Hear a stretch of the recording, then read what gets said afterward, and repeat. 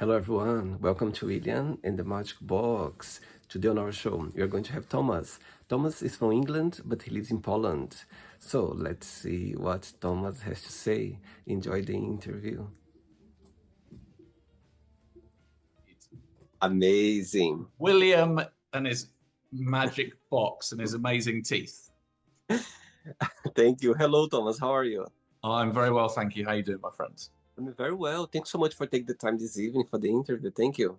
No problem. It's my pleasure. So tell me, how's your day today?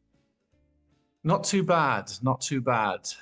Creating content, all sorts of things. I'm one of those guys who's I'm into what I'm doing to help people change themselves as individuals, but I hate publicizing it. Right. And it's kind of like this catch-22 where I hate social media in the context of social media, but if you want to amplify a message that's ethical, I got into the mental health space a decade ago, and there was a point in my life where I was stood on a train track waiting for oncoming traffic, and I just didn't want to live, right? And I started talking about mental health issues and sharing my story in the hope that I could change the state of play for someone else, and that maybe I could save a life if I could help someone to understand that they weren't alone in that moment. There were other people who felt like that. Right. And I think the challenge is when you do something that's driven by purpose on a pure level, it's very difficult to find the impetus to want to share about it. I never did it because I want loads of people online to know that I'm trying to save people's lives. I just did it because I wanted to save some lives, right? And so you're kind of caught in this paradox of, if you don't showcase kind of what you're doing or talk about what you're doing, then you can't find those people. But at the same time, I don't really like it. I know what you mean. It I know. seems superficial, right? It seems superficial, and that's really not what I'm about. So it's a constant conundrum for me. I get your point. I think there is always something, even though you do something in your purpose, something that you have a passion, however, there's always something that, you find more difficult, or it's not something that you like to be involved, but somehow it's part of the journey. You need to enjoy as well. Yeah, Everything. I don't mind it, like being on camera and doing these bits and pieces. I don't mind that kind of stuff, right? I trained as an actor, so I'm okay when it comes to just talking about things. Yeah. But at the same time, it's kind of like that part of what you're doing that feels superficial, even though it's not. And even though if I'm doing some content or I'm talking about something I'm doing it because I care about it and I'm genuine, but it just feels like showcasing that stuff is superficial in some way, So yeah, it's a weird one. When I started working as a keynote speaker and mental health commentator in the UK,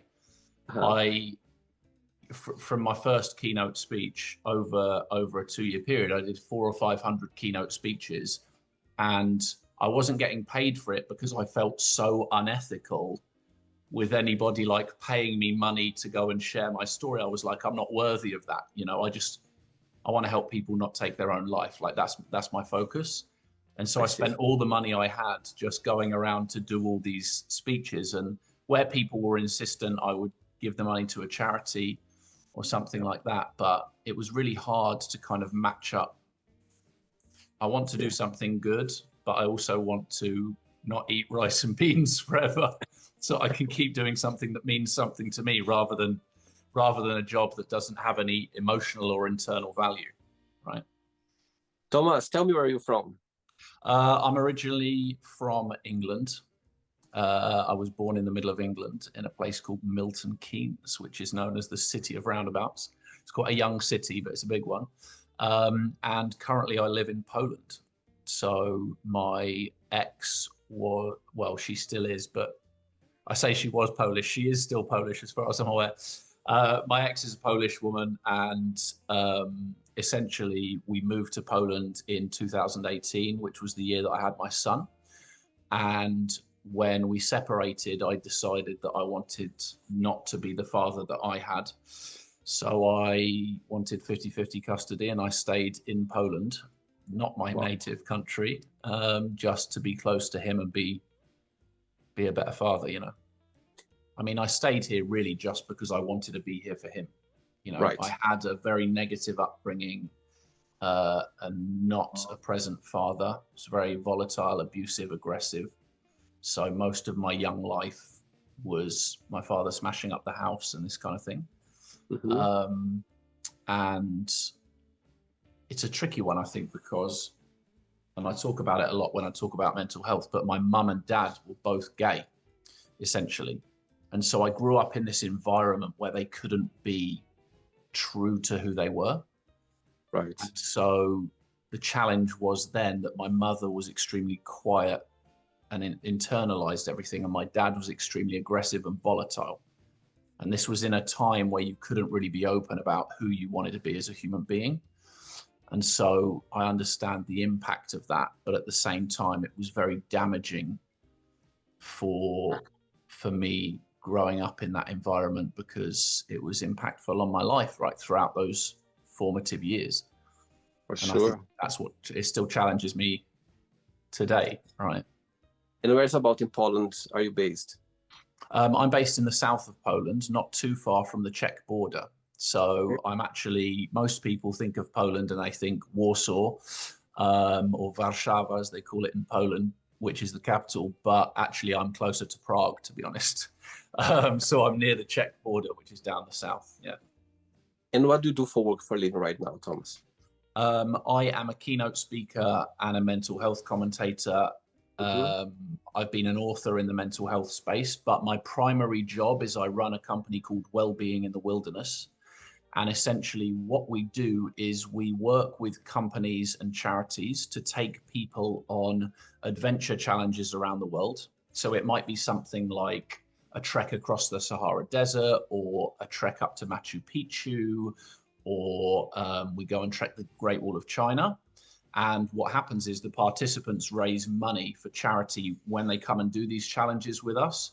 But throughout the course of each challenge, myself and my colleagues, who are very successful mental health speakers, psychologists, celebrities, etc., run well-being workshops throughout the course of a challenge. So the idea is that when participants come, they're not only taking on something that's challenging for them and raising money for charity, they're also doing a lot of self-development. They're understanding about who they are, they're connecting with people, learning how to lead. And the aim really is that we're imparting knowledge that will help people to have a more sustainably happy lifestyle. Amazing. Okay, Thomas, so during the interview, I'm going to explore a bit more about your life and also about your journey so far, okay? Cool. Are you ready to go on a beautiful journey through memories in life and share your point of view? Always ready for a beautiful journey through the memories of my life. Amazing. Welcome to William and the Magic Box. So I have here my best friend.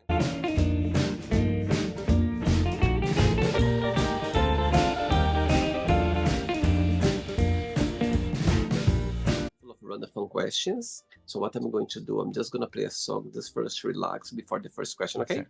Okay, no problem. Let's do it. Right, before we start the game, during the join, if it comes up a question that you don't want to answer, you don't want to talk about, always can change, okay? Sure. Amazing. First question is, who is your biggest idol and what have you learned with this person? Oh, that's a good question. I think, do you know what? I'm not a religious guy and he's quite a religious guy, but I just really am drawn to Tony Robbins. I think the way that Tony connects with people is so visceral and engaging that if I had to emulate one person when I was stood on stage or when I was working with someone as an individual, I would want to emulate that kind of energy. I'm the type of person where when I'm working with someone, when I'm coaching someone, when I'm helping them through a mental health challenge, a heavy breakup, a toxic relationship, substance abuse, whatever it might be, that there's no bullshit with me. I'll call you out on your own bullshit. And I think people come to me because they know that I'm safe and I have love for people and I care about them. But at the same time, they know that I don't suffer lip service. So I will tell them when they're bullshitting themselves or they're bullshitting me. And I think sometimes people need that tough love. You know, Totally. I'm not like a psychologist or a doctor or anything like that, but some of the most, you know, some of the most evolved self-development I've done as an individual has been off the back of learning from people with lived experience of going through some of the same challenges, traumas, etc., that I have. And I think that that's really impactful. And with Tony Robbins, I think what's unique is that he's been on this journey of self-discovery, but he's also had quite traumatic events in his life and things that have led him towards helping people. So I don't need to fill up loads of stadiums and I don't need to be a multimillionaire, but at the same time, I just like that he can cut straight to the heart of what is challenging people. And that's what I try to emulate in what I do. What's your star sign astrology? Scorpio, the best one. Come on. Me too, I'm Scorpio. Yeah, come on, baby. Which Up for day? the Scorpios. Which day? 16th of November. I'm 17th of November. Are you? Wow, that's crazy. Oh my God, that's crazy. Wow. Love a Scorpio, mate. I mean, I've been in a few Scorpio to Scorpio relationships, and that's, you know, that's a whole different ballgame. But at the same time, my ex is Scorpio on the 16th as well. My ex, 16. Yes. Yeah, my son's mum was Scorpio, and so was her mum. So you can imagine that environment when things get it's too much water. You just draw. It's too much water together. Jeez, yeah, I wouldn't live that again. I'm looking for a Cancer or something like that. You know what I mean? Like let's dampen it down a bit. I love it. Amazing. Next question. Okay, next question for you is: describe yourself in 3 words. Tenacious, energetic, and humble. Saying that, what's the biggest joy of being Thomas? What do you like the most about being you? Oh, it's going to make me cry. I think the thing, because I haven't loved myself my whole life, right? It's been quite a challenge learning to love myself when you don't have that love early, you know, from those who you feel like you should have had it from by default. I think the thing I love about myself is my ability to make people feel safe enough to share who they really are and what they struggle with. I think that's a bit of a superpower for me. And I think it comes off the back of accepting that it's okay to be vulnerable. Yeah. For all the destructive nature of my father and being repressed in his own way and this aggression, this volatility, what came off the back of that is that I know as a man that it's okay to cry. It's okay to communicate. It's okay to be vulnerable.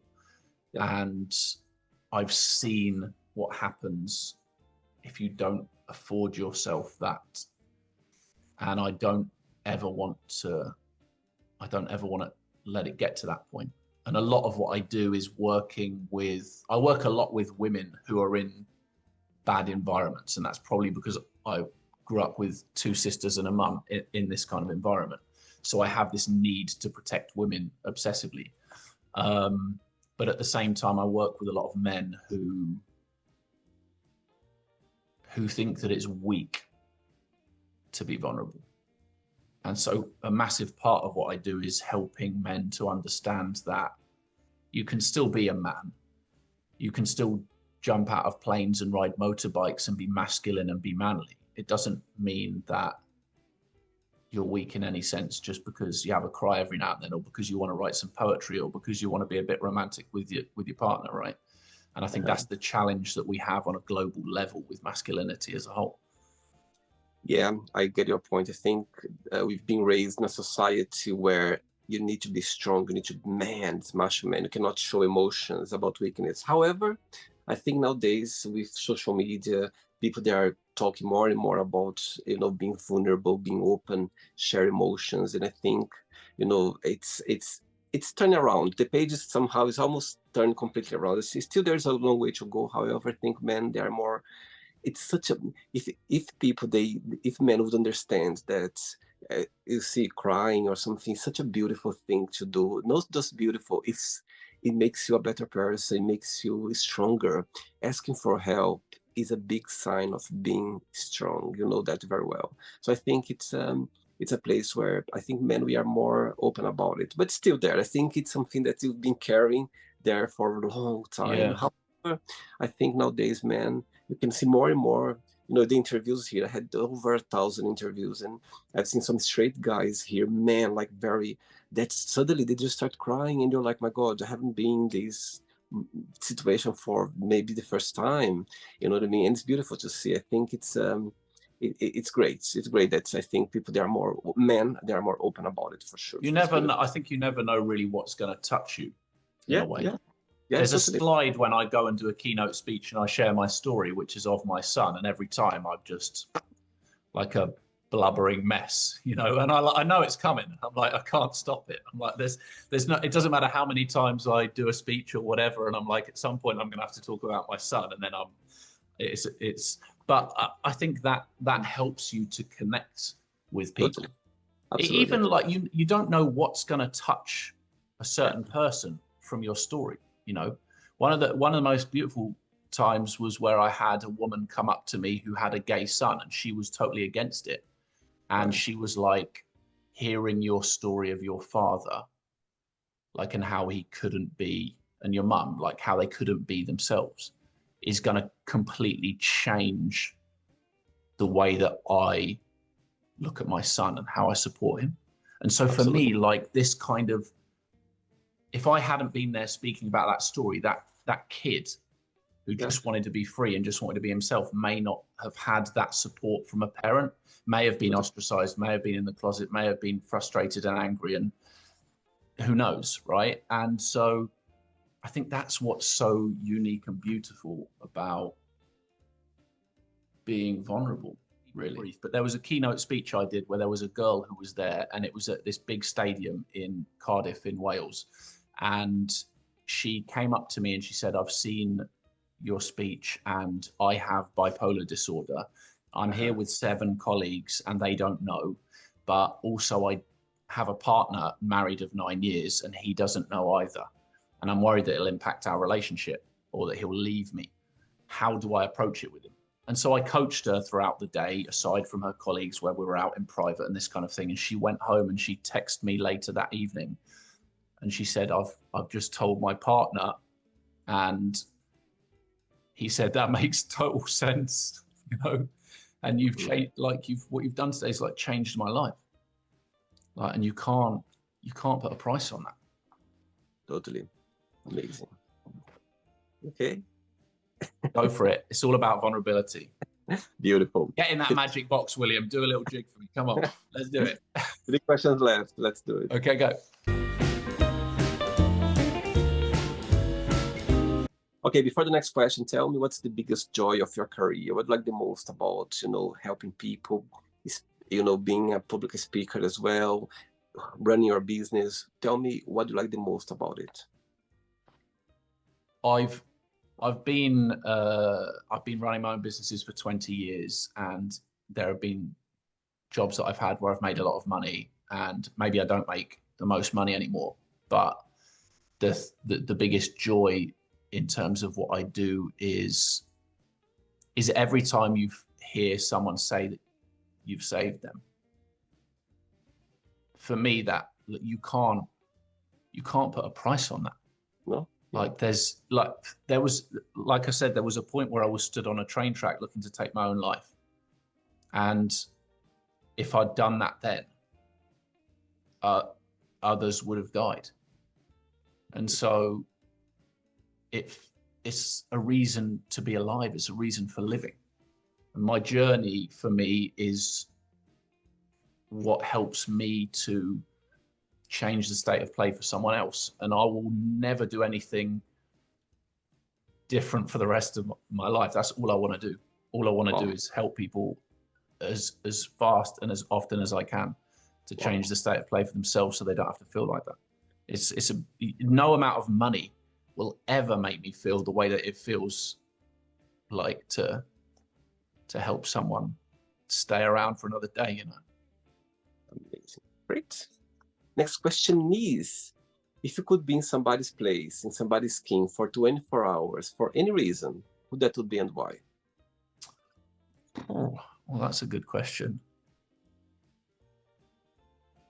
Trying to think of who's got the sexiest wife in the world. I don't know, to be honest. Do you know what? I've spent my whole life trying to feel comfortable in my own skin, and I think it would be a challenge to even desire to be in anyone else's now that I feel comfortable in my own. So that's going to be my answer. I love that. Amazing. Very good. And what's the meaning of life for you?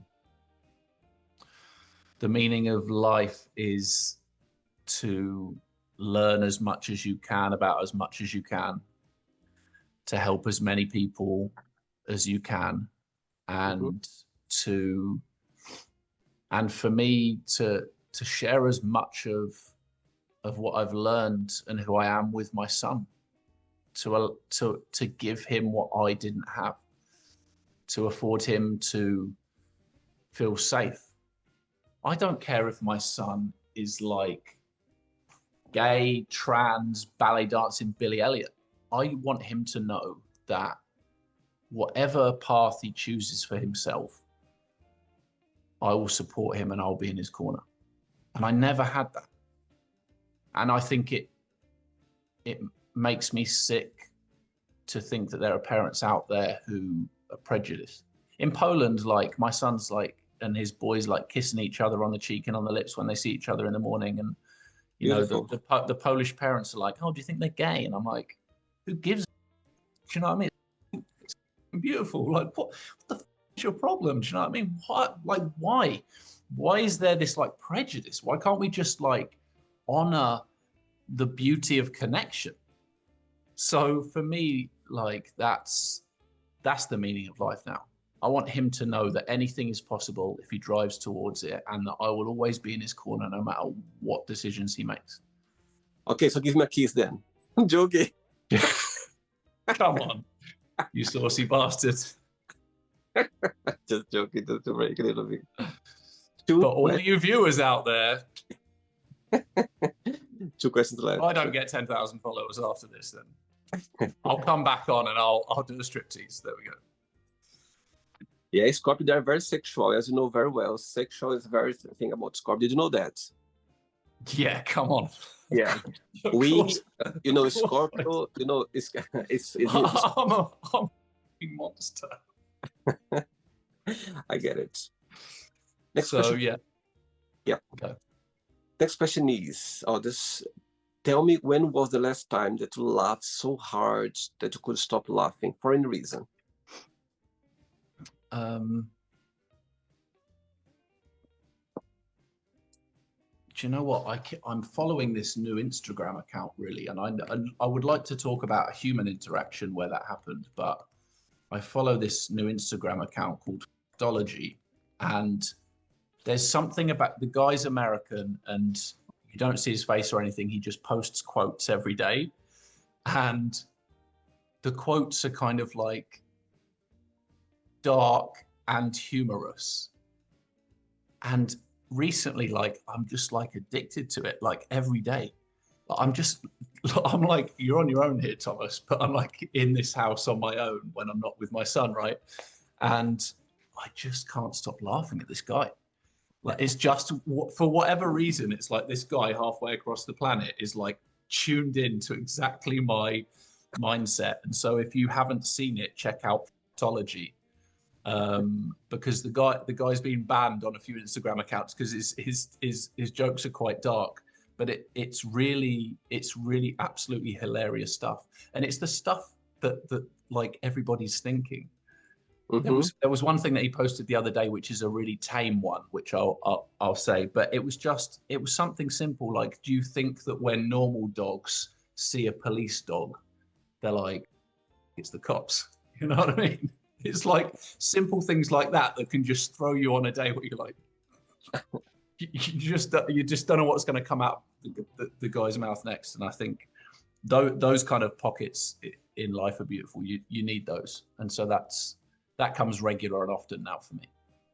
I can see that you're a big fan of Star Wars. I can see so many posters behind you.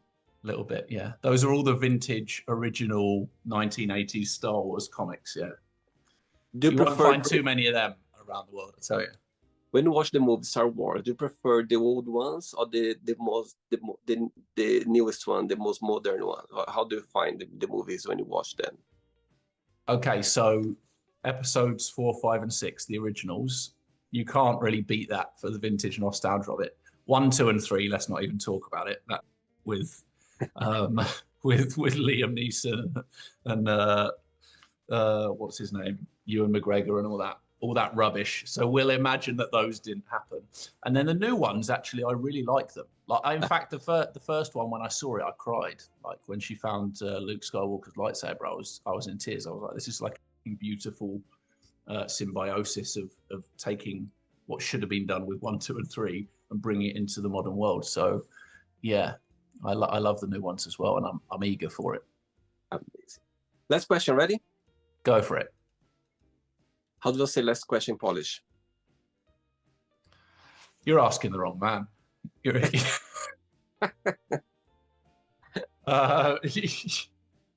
It's okay. It's okay. I just thought maybe you could.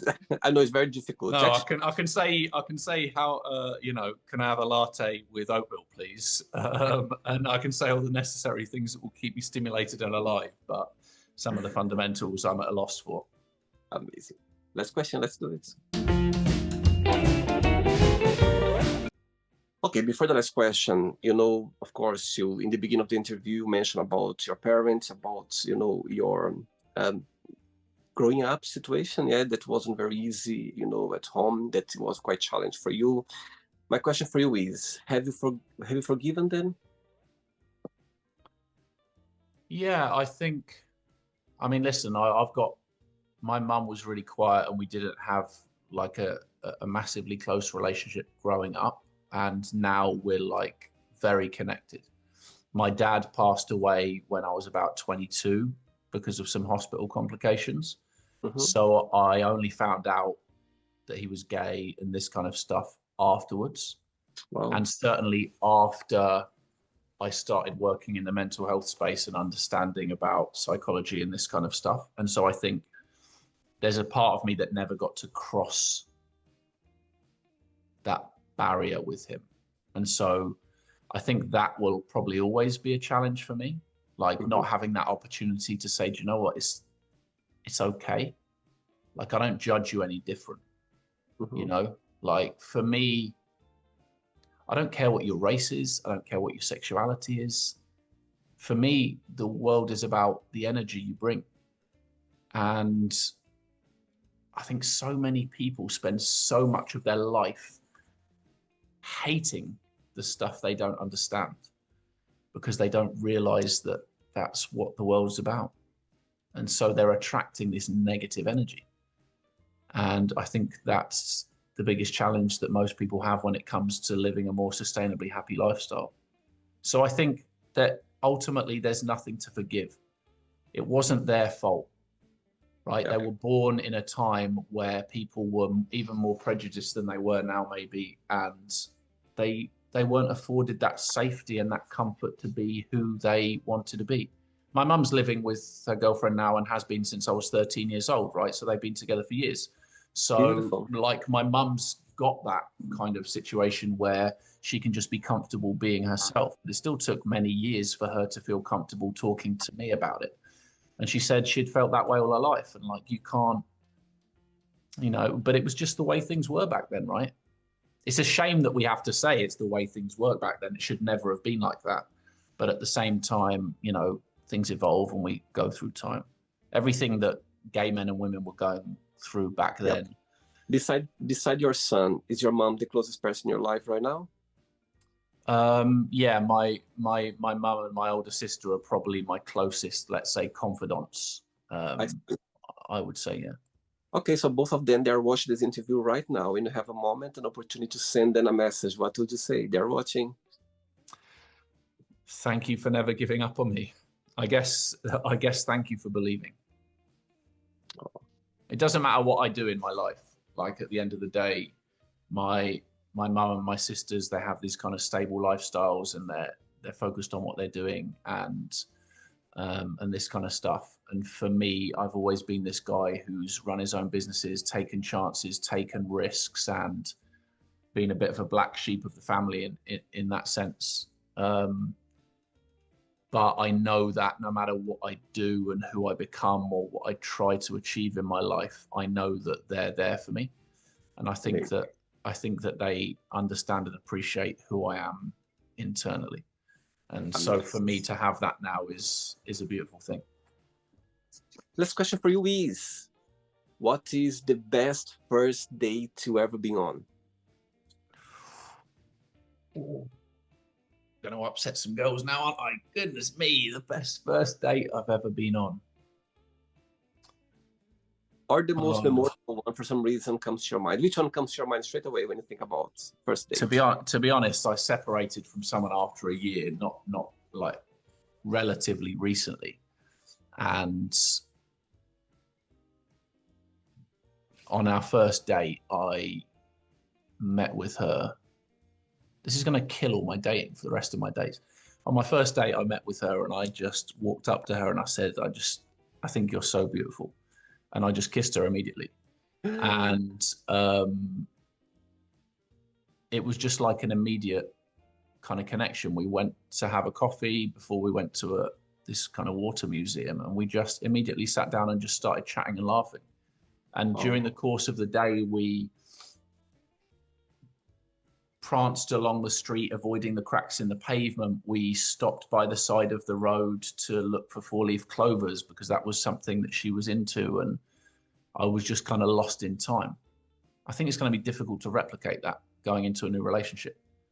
And that relationship didn't work for various reasons, probably because of my Scorpio sexual energy, maybe a little bit. But I think that I'll never forget that first date, and I'll never forget that connection. And I truly hope that I laugh as much with someone else. This is why I was kind of cagey on the when did you last laugh till you cry, because there's still a little bit of pain there for me. That I couldn't make that one work. But I'll never forget that first date for what it showed me about being playful. Mm-hmm. It took me, everyone's like, you want to go for dinner, all these kind of things, whatever. Like everyone's got this kind of prediction of what a first date has to be. That first date for me was, we kissed at the start, so the nerves were gone. You both know you fancy each other, right? What are we waiting for on a date? We're waiting to get to the end so we can have a kiss and see if there's some chemistry. So for me, I'm like, let's just do it like straight away. And I'd kind of prepped her in advance. I said, if I do this, are you going to slap me? And she was like, no, I'm not going to slap you. I was like, okay, well, there are other things where it could go bad, but I'm going to have a stab if it feels like it's right. So I did it. But then to like dick around on the street where other people are looking at you and laughing or thinking that you're mental, or to sit by the side of the road looking for four-leaf clovers and stuff like this, people don't do that. People don't take that time to be playful in how they approach the world. And so I'll never forget that she taught me that. And she'll probably never see this because she blocked me everywhere. But at the same time, like, that was a beautiful thing. I'll never forget that person, and I will never forget that moment when I felt like someone truly swept me out of space and time. Wow, sweet, very sweet. Right, on the NDX, let's play now the word association game, okay? I'm going to give away some words. Just tell one word that comes to your mind. Quick thinking, okay? This is where you find out how psychologically messed up I am. One word. Okay, cool. I'm sure a few psychologists have done this to me in the past. Let's go. All right. One word for money. Oh. What? One word. Yeah. Stability. Fear. Pain. Family. Happiness. Life. Love. Religion. I don't know. I'm apathetic to religion. Okay. I think it's too prejudiced. Prejudice. Okay. One word for sex. Drugs and rock and roll. No, my word will be Too daddy. late. You already said. Daddy, because that's who I am when it comes to sex. Daddy. I'm the daddy, yeah. I'm a very kind of alpha dominant force, and those must be those must be submissive, or they're not for me. Wow. Wow, you give away a lot about That's you right thrown now. you right off, hasn't it? You're like, all my dreams have come true. Just being real with you, William. Just being real. I love it. You're in the right place. One word for politics. Destruction. Love. I think we had that one. Happiness. Okay. Friendship. Solidarity. Desire. Passion. Regret. Hurt. Success.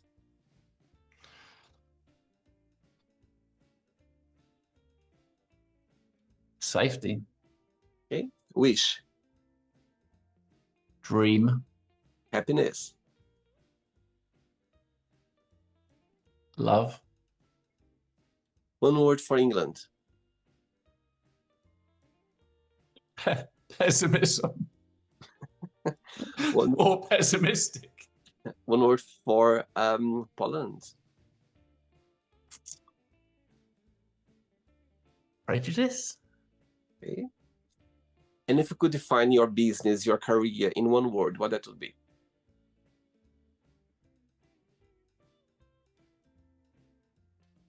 Humbling. Let's pretend now I'm going to meet your mom for a coffee, and I'm going to ask her, define Thomas in one positive and one negative word only. What she would say about you? She would say that with me, you get every part of me, and that I will do anything for you as a positive. And as a negative, you'd probably say communicating with Thomas is a little bit like an adrenaline sport. Amazing. Let's play now, Thomas, in the magic box, and you can ask me a question. Okay, but before you ask the question, as I could see your eyes shining, talking about your son through the interview, what has been the most meaningful lesson you've learned from him so far?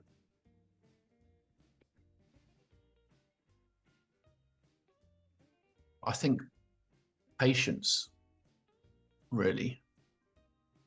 I think when you've got a kid and you have extremities of mental ill health, you really have to fight deep within to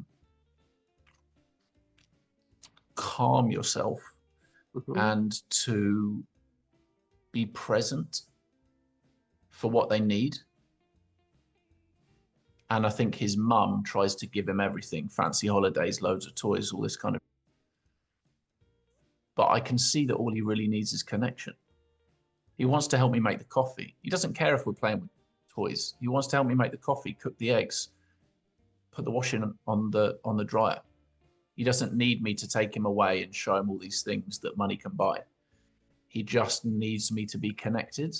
And it so rings true with what I was lacking growing up. The best parts of my father were the times where we were on adventures together, whether it be in the woods, riding horses, camping.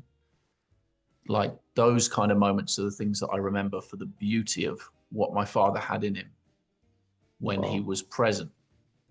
And so that patience and that presence is what I try to give to my son as best as I can while going through those turbulent sort of mental challenges day to day. Beautiful. Okay, Thomas, you can ask me a question now. Okay, my question for you is, what do you feel has been the biggest challenge for you to overcome in your life? And how has that impacted you? Wow. Great question. You know what? I find this out, through some experience, let's say romantic experiences. Yeah, I being Scorpio, we are very attached. We are very intense. We are very emotional, intuitive as well. So for me, for example, when I start, if I like someone, when I start to get attached to someone, I literally get give myself so much, and I get so overprotective that I suffocate the other person, literally, through my, experience, romantic experience, not just romantic, but like very close friends as well. And I didn't know that. I didn't know I was doing that until one point. I I had this romantic connection with someone, and he was older than me, and we had this very great. When you meet someone and everything matches so well that you love being around this person, and this person. This person couldn't give what I wanted. Yeah, this person was in a different path in their lives, completely different. And I was in a need of having this person, and I became very, let's see, like obsessive, like suffocated, because I didn't want that thing to finish, because it was very nice to be there, until this person told me something that it made the whole difference. It answered a lot of questions that I never knew it about it. He said to me, "William, do you know why you're like that over me?" I said, "No, because your dad abandoned you when you were a child." And I mean, he was with me, like physically, my dad was there, but he wasn't there as a dad. And when he said that to me, I was like, my God, I never thought about that. And it makes all sense, because, I never had this father figure around me. And understand, my dad was working all the time, like a lot, to raise me, my sister, my mom as well. So I grew up seeing my parents working all the time, literally, which I'm very grateful as well, because I have this work ethic and come from them. I wouldn't change a thing in my childhood. However, this situation, I've always been very attached to people, and it's because was something missing there in my childhood, and because this person was older than me, and I felt so connected with this person. He said, "Will you become obsessive because of that? Because your dad abandoned you, so he wasn't there for you when you need it, when you're growing up, and that's why you become this obsessive person, controlling, and you don't want to lose that." So yeah, so just back to your question, I think it's something that when this clicked in my head, when this person mentioned that, somehow I start to understand more about myself and about me and about my past as well, and for my future relationships, because I think that there was something. I don't know if I answer your question in a way, but there's something very genuine that came to my mind straight away.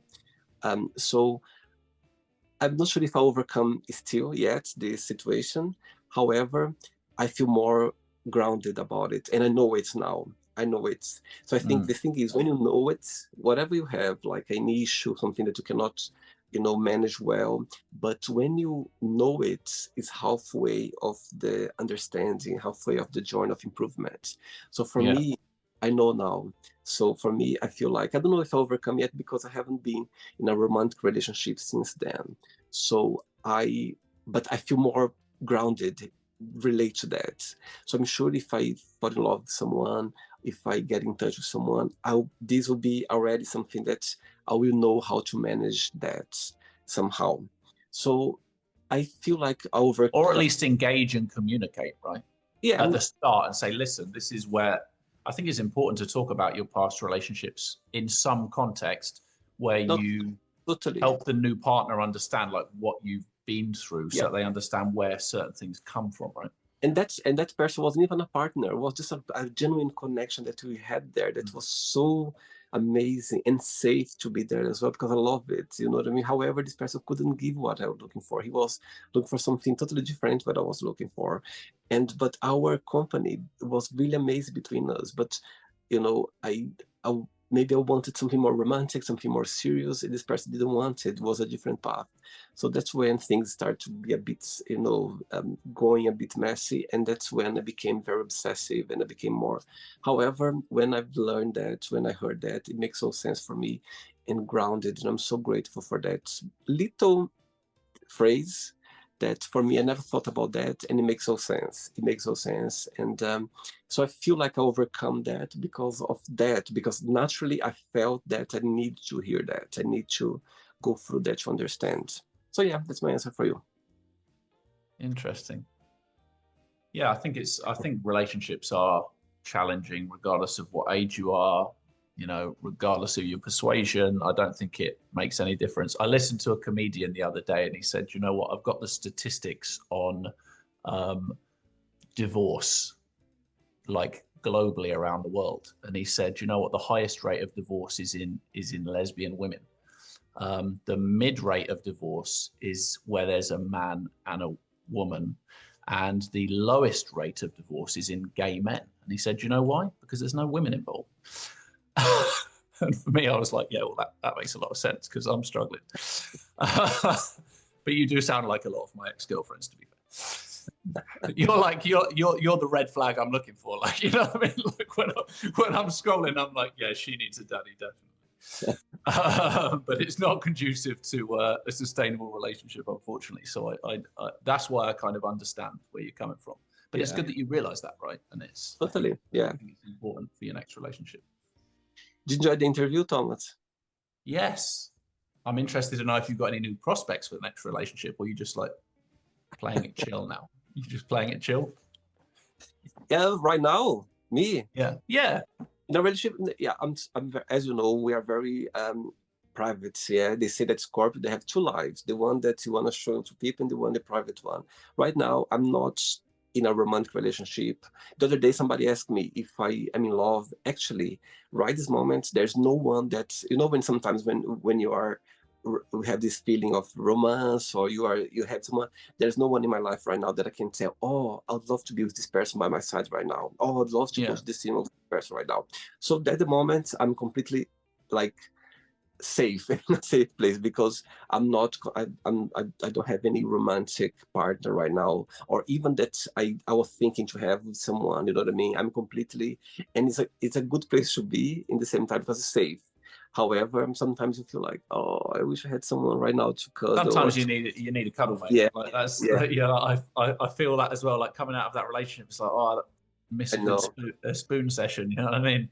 Of course. Like, so it's not easy not having that touch, that connection, and that kind of chemistry. Even if you're not having sex, it's like there's that emotional kind of that closeness. Yeah. I think for me, like losing that partner was, and I decided to walk away. It was my choice. But at the same time, losing that energy from your life, I think, is the hardest. I know. It's hardest thing to deal with. It's hard. Yeah, it's really difficult, and but at the same time as well, I'm in a place where I don't have anyone like, oh my God, I wish we. No. I'm completely in peace. I relate to that. I'm completely in peace. There's no one that's I love, but I'm open as well, of course. You know what I mean? Never know when comes. I embrace it, and I put all my energy there. But if not, I'm still, put a lot of energy. I tell my friends, are you in love? I said, yes, with the magic box. Magic box takes a lot of my time. So yes. I think sometimes like that was what it was like for me with the keynote speaking and stuff like that. It's like there's so much to be learned about yourself from understanding the experiences of others. That's the beauty of doing the types of things. That's why I'm like, I don't care if a podcast has 10 viewers or 1 million viewers. For me, I think that it's really interesting to connect with different people doing things for different reasons and explore each other as people, right? And I think it's really interesting. Yeah, totally, absolutely. Thomas, before we go, by the way, thanks so much for taking the time. I know you're a busy man and you made the time for the interview. Thanks for being so kind and so sweet. Amazing. I love talking to you. It's amazing. We have this great vibe to talk, very interesting person. And I think it's amazing for you, to be in a place where I could be here, trust me, another hour. And actually, there are so many questions that I want to ask you. For example, for different things, I know about Poland and everything, but because of the timing, I knew I wouldn't be able, because I would be here another 2 hours talking to you. It's amazing. No, I understand that. But I appreciate what you're doing, and thank you. I think it's a unique and interesting thing. Before you go, if you can share a positive message or anything that you live by. Yeah, I guess my positive message for anybody really would be to try and stop. One of the biggest things that holds us back as individuals is holding on to our past experiences, whether that be negative or not, or trying too hard to live in the future. Yeah.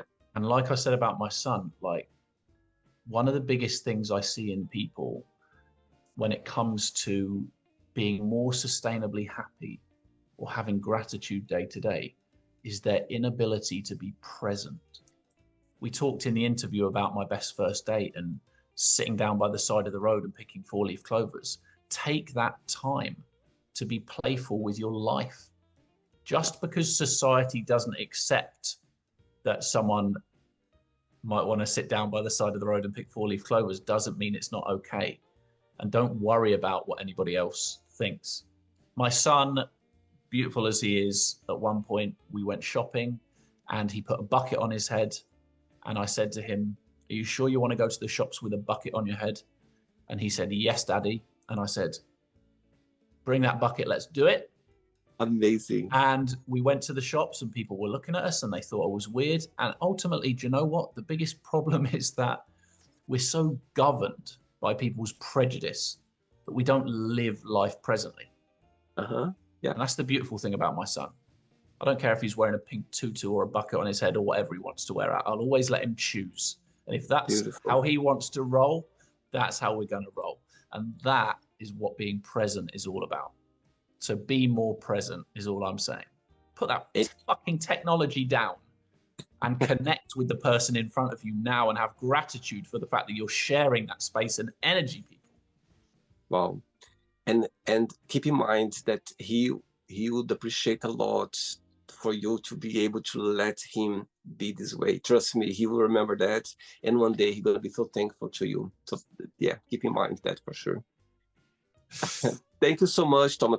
And we'll keep in touch. It was a pleasure having you on the show. Okay, have a good night. Yeah, really nice to connect with you. Have a nice evening. See you later. I flew in Poland. Right. Actually, I was in Warsaw a few months ago. I go to Poland. One of my best friends, they are Polish. So oh, really? Interesting. Yeah, where are you based then? I'm based in London. Oh, are you? Okay, interesting. Yeah, I had no idea where you were based because obviously people on your podcast are from everywhere. I'm like, and I've heard your accent and things. I'm like, I don't know where he's from, to be honest. Yeah, I'm from Brazil, but I've been living in London most of my life. You're from where? Brazil. I'm from Brazil. Okay. That's initially I was like, I wonder if he's in like Peru or something like that. Or like, that was the vibe I was getting. So yeah, that makes a lot of sense. Okay, interesting. Keep in touch, and I see you one day in England, in Poland. We keep in touch. Okay? Yeah, no worries. Lovely to meet you, my friends. Take care. Bye-bye. See you later. Bye-bye. So, did you like the show? Don't forget to give a like, share it, and also don't forget to subscribe to the channel. And if you'd like to be part of the show as well, first, subscribe to our channel, and after that, just go to our website, www.williamandthemagicbox.com, and send us a request saying why would you like to be part of the show. And I see you there. Bye bye, see you next time.